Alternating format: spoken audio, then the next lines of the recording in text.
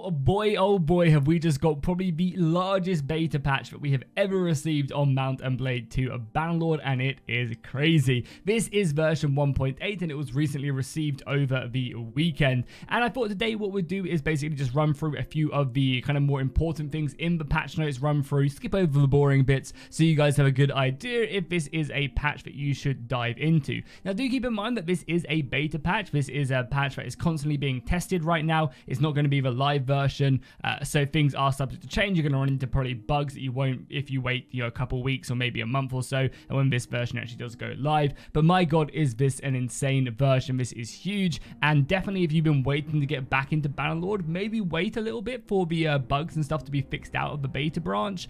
But this is the version to come back to because it is huge. There is so much stuff in it, and let's just dive into it. And also at the end of the video, I'll show you guys how you can change your version of the game to this beta branch if you are struggling to kind of figure out. So stick around towards the end to go ahead and find out. So as always, we get performance and crash fixes. Cool, these are always a problem. They always kind of get addressed, which is always nice.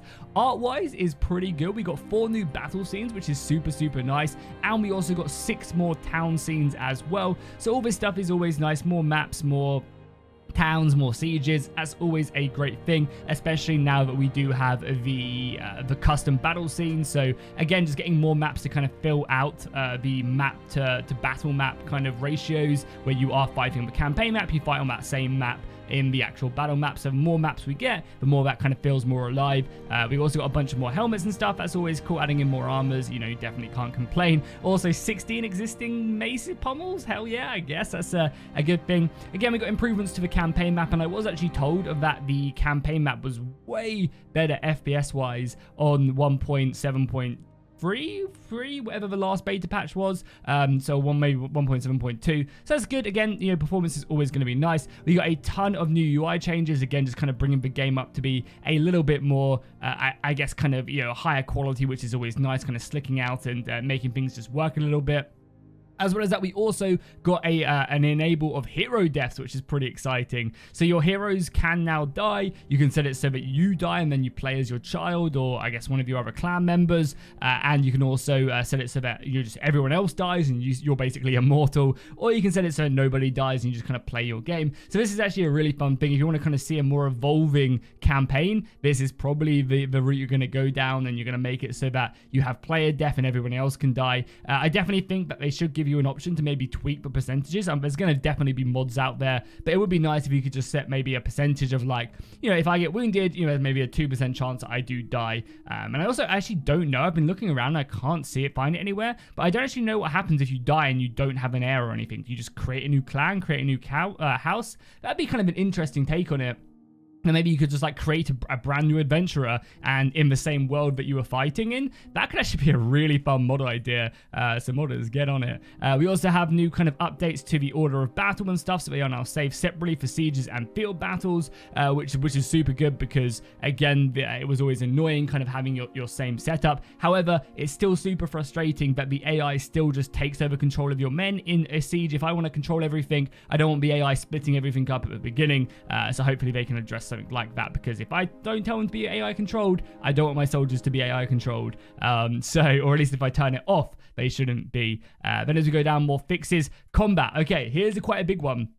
So basically what they've done in this combat section is they've made it so that blunt weapons deal less damage to armored weapons. And you may be thinking, I was thinking as well at first, like, that's a bit stupid. Surely blunt weapons should be really good against armor. And that's kind of was my thinking. But the main issue is with the game is a lot of the low tier units have them blunt weapons, which are obviously really effective against armor. So whenever you were in the best armor in the game and you'd run up against some looters and they'd throw a stone at you or a pile of poo or something, and it does that blunt damage, it would just rip through you, because blunt damage is really good against armor, like it should be. But it was just a little bit too effective, and it meant that all the low tier units that had them really good weapons would just run you over, and you just get absolutely demolished, and it wouldn't be very effective. So it's good to see that they're addressing that, and this is something that they are actively looking at, because again, yeah, late game armor was basically like paper. You get hit by like 3 arrows and you would die, and it'd be stupid, and you'd rage because you just got killed by a looter. Yeah, so it's good that they are looking at this and addressing it, and I'm sure there's probably plenty of stats that they'll be adjusting adjusting as they get feedback from this beta patch. They've also gone ahead and applied it so that people can be knocked down and dismounted and staggered way more in battle as well, which is nice. And it also this is going to mean that the higher tier units don't get staggered or knocked down or knocked off their horses as often as lower tier. So not only do they have the improved armor mechanics now, where they're not going to be getting smacked down by the lower tiers, they're going to now be able to like kind of stagger them and knock them down, where they're going to be much more kind of sturdy. So again, having this real nice difference, like this kind of like, I guess, gap between the lower tiers and higher tiers is going to be huge for the game. And it's going to make it so that when you are running a 100 stack of elite legionaries and you're fighting a bunch of looters, you're going to cut them to pieces and it's not even going to be close. Whereas before, you'd probably end up losing 1 or 2 men and you'd be like, oh, this is so stupid. So yeah, that's going to be very nice. And you can also see, yeah, you can see right here as well, it kind of says your athletics now depends on if you get knocked back and knocked down and stuff like that. So again, kind of that, I guess, conjoining of the stats and the skills to the actual characters, which again, more of this stuff, we definitely want it. I want someone, if they have a really good skill, to be better at something, and this is now kind of fusing that together, which is super nice. And yeah, definitely a step in the right direction with the combat. We also have the battle and sieges, so now that the AI is a little bit more, I guess, fine-tuned on sieges, so that they're way more likely to kind of just have a better idea of what they should be doing. I believe, yeah, somewhere down here as well, it will say that basically the AI, if they don't have enough soldiers to attack 2 breaches efficiently or 3 of the attacks efficiently, the AI will just pick 1 and they'll just try and bulldoze their way through. So again, the AI will be making smarter decisions in sieges, so definitely can't complain there whatsoever. They've also changed the reinforcements as well, so reinforcements will now come in waves in a sense,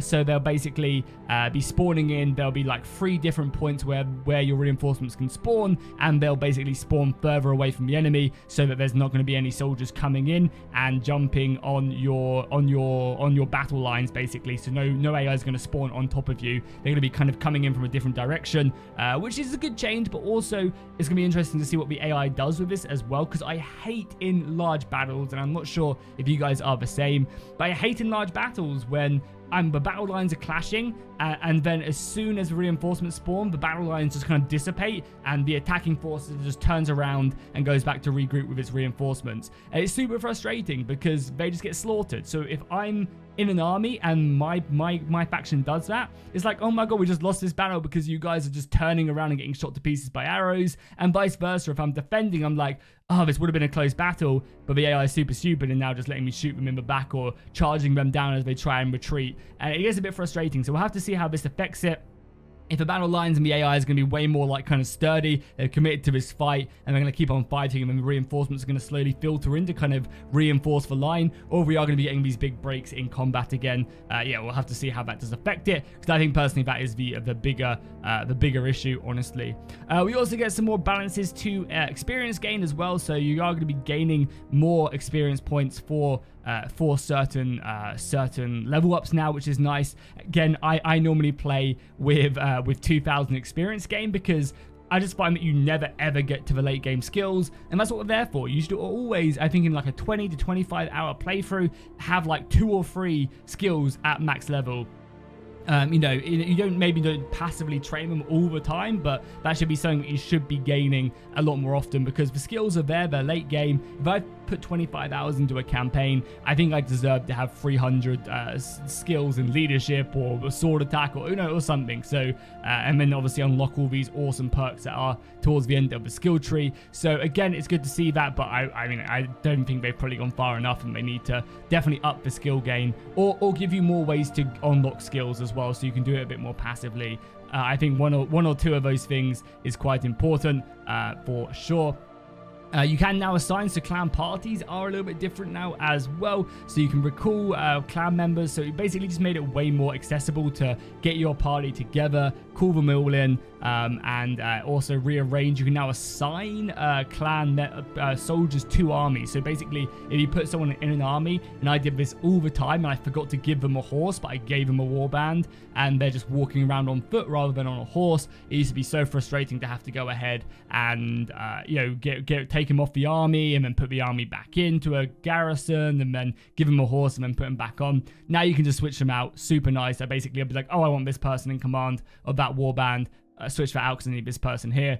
super nice and definitely a big improvement. Armies, oh my god, armies have been dramatically improved. They are no longer going to be walking around. I don't know about you guys, but 1.7 onwards, armies were so crap. They just didn't do anything. I have played, I think, maybe 3 stream campaigns, and nothing changed in the game at all. The AI armies were just running in circles, going to a castle, starving to death, running away, not sieging. No land changed hands in an entire playthrough of mine on the Calradian map, and I was not playing with that many mods. And that is just mind-boggling. So thank God they have improved this. I have also seen a time-lapse of the new settlement map, and factions are getting destroyed. I think, again, it's going to need some tweaking. But we are now seeing, you know, the AI actually do something. Empires forming, kingdoms expanding. That's good, and we just want more of this. I want more of this. I want more factions building up and getting stronger, and other things like that. Kingdom decisions, this is another big thing as well. So now the AI is going to ask you to join their kingdom. If you are strong enough and you have good relations, the AI is also going to offer you to join their kingdom as well. So basically, if you are a king and there's some factions, you might be able to then, you know, they might offer you their allegiance, which will be great. I think this is a good thing. You know, maybe if they hate their current lord and they really like you, this could hopefully be tweaked and be made very, very good, because that's, again, one of the more frustrating things about the Bannerlord late game is getting people to join you, and if they can make it so that every faction doesn't just declare war on you immediately because you are in quotation marks a small kingdom, an easy target. You know, having this to be able to get some clans into your faction quite early is really, really good. I still think they should make it that when you form a kingdom, you can basically make a clan, a companion clan, like, for free. You get like 1 for free or something, and that just kind of get you on your way immediately. Next, we move down to the economy and trade, and oh my god, is it huge? So they've just kind of given us this link, and look at this. Look at this. There is so much kind of additional stuff added to the economy. And again, this is a big step in the right direction. I've always said this, that like the Bannerlord economy has its foundations and it's so almost like amazing, but there is just like a missing link that combines everything together. And this is a good step. Oh, that's banners, sorry. This is a good step in the right direction right here. They've kind of taken a much more, I guess, appropriate look at things, and they're basically saying, oh, you know, a lot of things just weren't working before. Like, they were implemented, but they just weren't working as intended. And they've basically been like, oh, okay, so every settlement is just getting way too many supplies right off the bat, and every settlement has everything. We've gone ahead and taken a look at that and been like, no, you know, we don't want that to happen. We don't want the stockpiles to build up. So now the cities are going to consume way more resources. So you're going to have all these shortages now. And if factions are at war with other factions, it's going to mean that, you know, supplies are going to be way less likely to come in and kind of affect that. So the economy, you're going to be able to trade better resources. For example, you're going to be able to sell dates to Sturgia for way more profit, because factions aren't going to be filling up on dates like they have been previously. They're going to be consuming way more stuff, so there's going to be less of them resources. The same with workshops as well. Workshops are going to be quite good early game stuff, because every faction kind of has stuff at the beginning of the game, but then they slowly like lose out on it as more wars erupt and trade caravans get corrupted. And then, for example, caravans are going to be really good in the mid to late game, because they are, you know, then supplying the cities who now no longer have all these resources that they started the game with. So that's going to be great. Caravans are also way more viable as well. As long as you have someone with good scouting and riding skill, you're going to be absolutely sitting pretty. They're going to be able to scout bandits and other factions way more effectively. And I think I saw some people testing it, and like, yeah, if you have someone with good riding and scouting skill, they're going to never be captured, and they're going to be earning you decent money throughout the entirety of the game, which is nice. But yeah, they've basically gone ahead, and because now cities don't just have every single resource, you're going to see workshops being way more interesting as well, because you now have to kind of pick the right workshop, because not every city has everything, so workshops can't just work no matter what. So again, it still needs to be taken further, in my opinion. It still needs to have that extra link. You know, what happens if a city does run out of all its luxury goods? What's going to happen? Is it going to have an effect on the population? You know, I kind of still want like one more layer to that, where it has more of like an effect on the city, rather than just like, yeah, it's hitting the city, but, you know, who cares? It's the AI or whatever. You know, it doesn't matter. I want to start to see a bit more a bit more like kind of results coming from that. You know, what does that mean if the city doesn't have the resources? Is that gonna, you know, end up in a rebellion somewhere? I don't know. I just kind of want like a small another layer to it would be super nice. Crafting has been dramatically changed as well as we go. We're going through every one of these changes for the past, what, 15 minutes, and everything is just like, this has been dramatically changed. This has been revamped. So yeah, crafting now. They added in more pummels, which is cool. But the main thing about this is whenever you craft an item, it's going to be you're going to unlock the schematics for that specific weapon. Previously, it was just random, so I could be making a two-handed sword, and it gives me a schematic for a pommel in a mace or something. Now it completely changed that, so basically, if I'm crafting a two-handed sword, it's going to give me parts to the two-handed swords, which again, super nice, makes sense. It's going to make crafting a little bit more enjoyable. I'm not going to have to just randomly craft everything. And if you really want to go hard, you can probably unlock every single two-handed crafting weapon very, very easily without too many issues. They've also updated some quests, as you can see. A lot of these have had you know, kind of additional things done. They have stated that they don't really want to go too hard on making quests like ridiculously OP because the AI does them as well. So because the AI does them, it's kind of important to kind of make them a good early game thing, a good thing for relation, but nothing too crazy.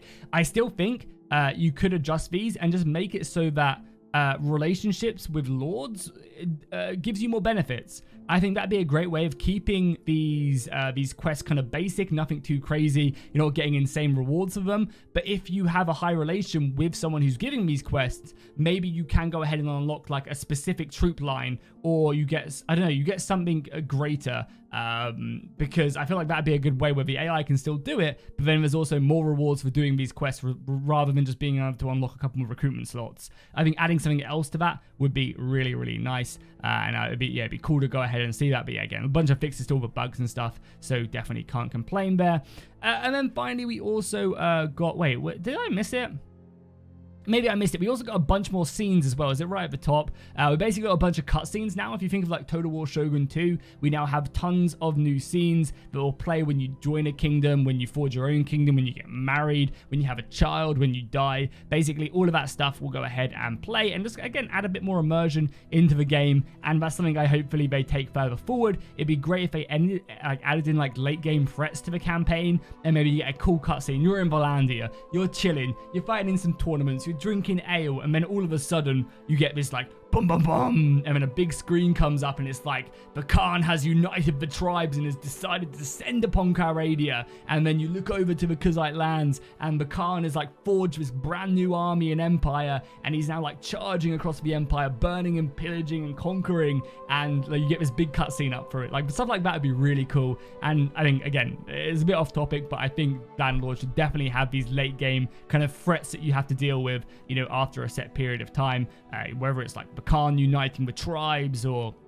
the Empire forging one empire. I don't know, it'd be cool to have stuff like that. Then we got a bunch of multiplayer fixes again, tons of stuff for the UI, and I assume making private servers a little bit more that step closer as they get more and more tested. I wouldn't be surprised if multiplayer stuff, if we would get private servers maybe in 1.8 as well. Again, this stuff isn't live right now in multiplayer because there's always a patch behind.